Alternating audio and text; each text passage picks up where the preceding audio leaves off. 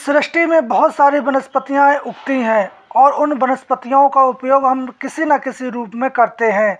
जो लोग उनका गुण धर्म जानते हैं वो उनसे भयंकर से भयंकर बीमारी भी ठीक कर सकते हैं, जैसे कि पीलिया, लीवर का बढ़ जाना, तिल्ली जिसको हम स्प्लीन कहते हैं, अगर वो बढ़ जाती है या उसमें वृद्धि हो जाती है या उसमें सूजन हो जाती है, या हैज़ा, आंतों में दर्द, सिर में दर्द आदि समस्या होने पर ये औषधि बहुत ही रामबाण साबित होती है।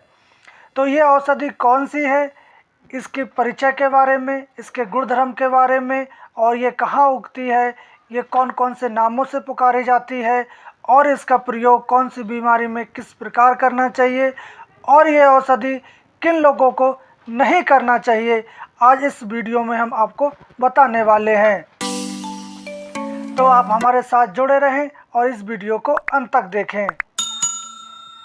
तो जो आप लता देख रहे हैं इसको हम देवडाली, विंडाल, कुकरलत्ता, धरावेल, घुशराइंद आदि नामों से जानते हैं, और इसका वर्टिकल नाम लूफा अनचेटा है।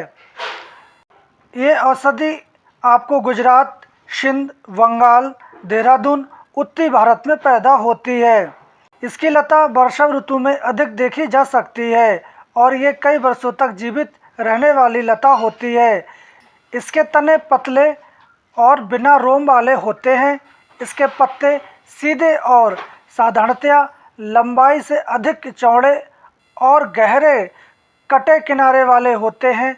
इसके फूल सफ़ेद रंग के होते हैं।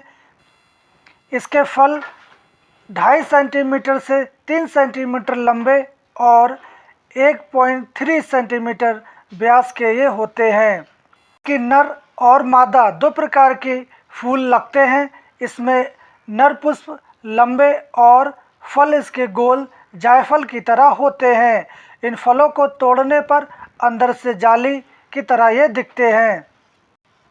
फल मुलायम, नुकीले, अंडाकार, कांटों से ढके हुए होते हैं।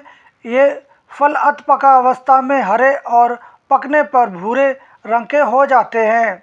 इसके बीज काले एवं चपटे अंडाकार खुदरे होते हैं। इसकी लता पर फूल और फल अगस्त और नवंबर तक लगते हैं।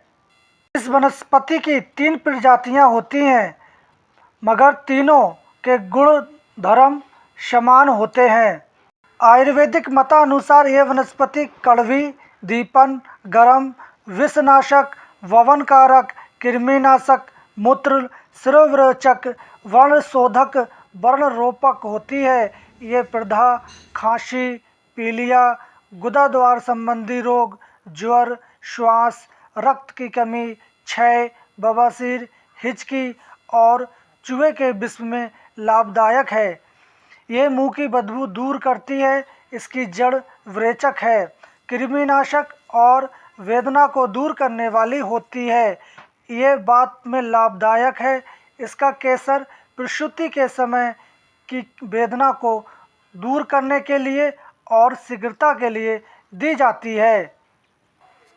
सिर में दर्द या माइग्रेन के दर्द होने पर आप इनके फलों को भिगोकर रख दें और इसका जो रस है उसको निचोड़कर 1 से 2 बूंद आप नाक में टपकाते हैं तो आपको छींकें आने लगती हैं और आपके सिर में जमा हुआ कफ बाहर निकल जाता है, जिससे आपके माइग्रेन के दर्द में बहुत ही लाभ होता है।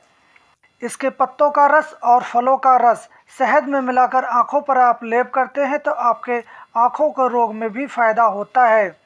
इसके फलों का काढ़ा बनाकर आप 1 से 2 बूंद नाक में डालते हैं तो आपके खांसी या कुक्कर खांसी या पीलिया में भी लाभ प्राप्त होता है। इसके फलों का काढ़ा 10 से 15 मिलीलीटर की मात्रा में सेवन करने से आपके आंतों में होने वाले दर्द में भी ये लाभदायक होता है। फल और तने का काढ़ा आप 50 ml की मात्रा में आप सेवन करते हैं तो आपकी कब्ज की समस्या दूर होती है, और जो जलोदर जिसमें पेट में पानी भर जाता है उसमें भी ये इसका प्रयोग किया जा सकता है। इस औषधि में विरेचक का गुण बहुत ही विद्यमान होता है, तो आपके शरीर पर कहीं भी अगर सूजन हो जाती है तो आप इसका सेवन करते हैं तो आपकी जो सूजन है वो भी उतर जाती है। पीलिया रोग में आप इसके फलों का चूर्ण सुंघाते हैं तो आपको छींकें आने लगती हैं और छींकों के द्वारा आपको थोड़ी सी जुखाम सी हो जाती है और उस जुखाम में आपको पीला पीला सा निकलने लगता है। तो उस दौरान आपको किसी भी और दवाई को लेने की मना होती है, क्योंकि ये जैसे ही पीलिया रोग आपका नष्ट हो जाता है तो इसकी जुखाम अपने आप ठीक हो जाती है। पीलिया रोग में आप इसका दूसरा प्रयोग, जैसे कि आप इसके फल को आप रात को पानी में भिगो के रख दें और सुबह आप मसल कर उसमें से 1-2 बूंद जो रस है वो नाक में टपका देते हैं तो भी आपके जो नाक है उससे पीला पीला कफ या पित्त या स्रोविरेचन होने लगता है, जिसके कारण पीलिया नष्ट हो जाती है। 5 मिलीलीटर काढ़े में 1 चम्मच नारियल का पानी या ककड़ी का रस मिलाकर पिलाने से आपके लीवर की लार्ज या लीवर की वृद्धि और तिल्ली की वृद्धि या उसकी सूजन में ये काफ़ी फायदेमंद साबित होता है। इसके फल और बीज को गौमूत्र के साथ पीसकर आप बवासीर के मस्से पर दिन में 3 बार लगाते हैं तो उसमें भी ये काफ़ी फायदेमंद साबित होता है।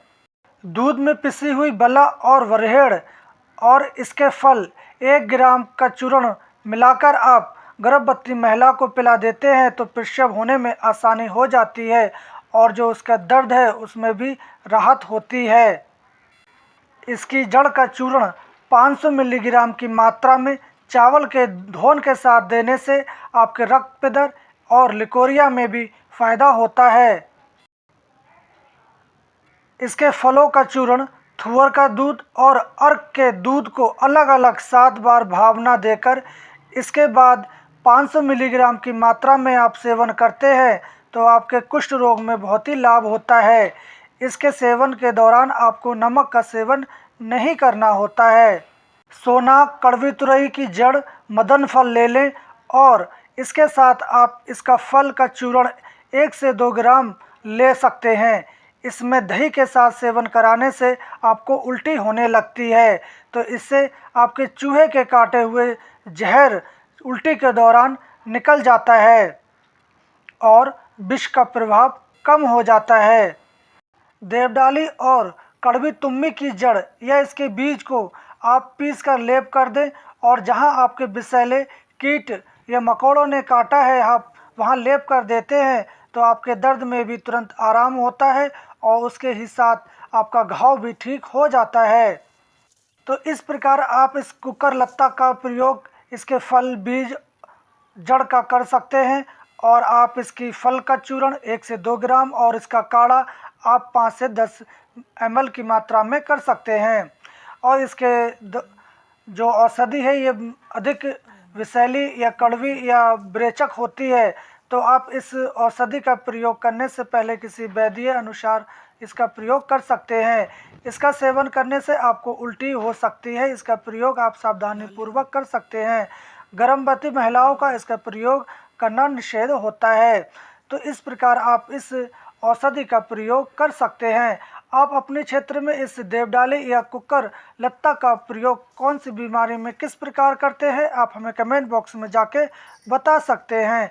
तो हम कल फिर मिलेंगे एक ऐसी ही औषधीय जानकारी के साथ। तब तक के लिए जय हिंद।